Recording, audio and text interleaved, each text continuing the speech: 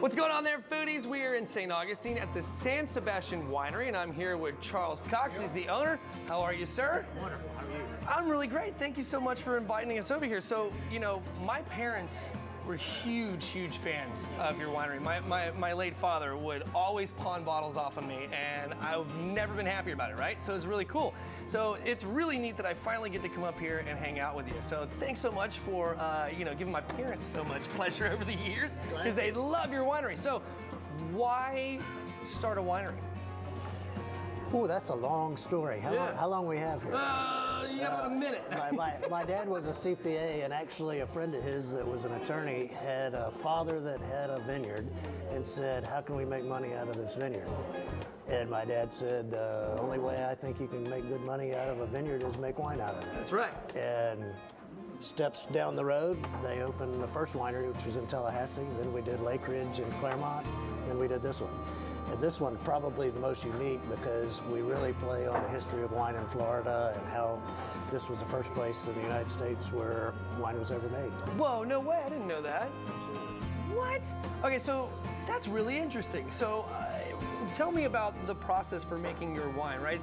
It's a little bit different than some other wines with the grape and stuff like that, right? What kind of grape do you use? Pretty much same process, different grapes. Gotcha. So wherever you're making wine, and you can make it all over the world, you just need to grow grapes that will survive in that region. So we predominantly grow muscadine grapes, and there's multiple varieties that we do for white and red and blush wines and so forth. But as long as you're growing those vines which were native to the southeast, then they'll grow perfectly fine here. And we've got, like I mentioned to you earlier, we've got about 550 acres that we own and grow grapes on. We also contract with other growers throughout the state, and we produce all of the wines from those fruits.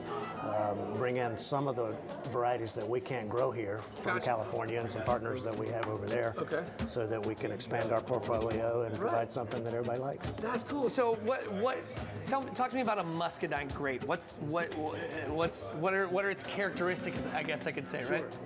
Big. They're big. Much bigger than a Chardonnay, a Cabernet, Petit Syrah, something like that. Very thick-skinned, which is part of the reason it survives in the humid and hot environment. And particularly creates a fruitier wine. And so most of those wines are very fruity, a little bit sweeter, and that's how you kind of finish them in a balanced nature with that particular fruit. Gotcha. So if you tried to make a dry wine out of a muscadine, it would take it's not going to really work, right? Okay, so what am I drinking here? What do I have? You've got Chardonnay, I believe. Chardonnay. So we bring that in from California. Okay. And what do you have? I've got a Petit Syrah. A Petit Syrah. Yeah. This just sounds fun to say. So dry red wine, dry white wine. All right, cheers. Let's try some. Cheers.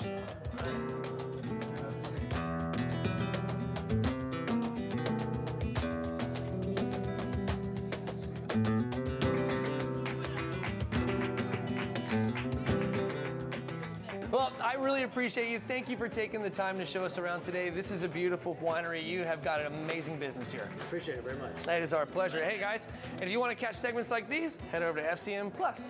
Cheers. Cheers.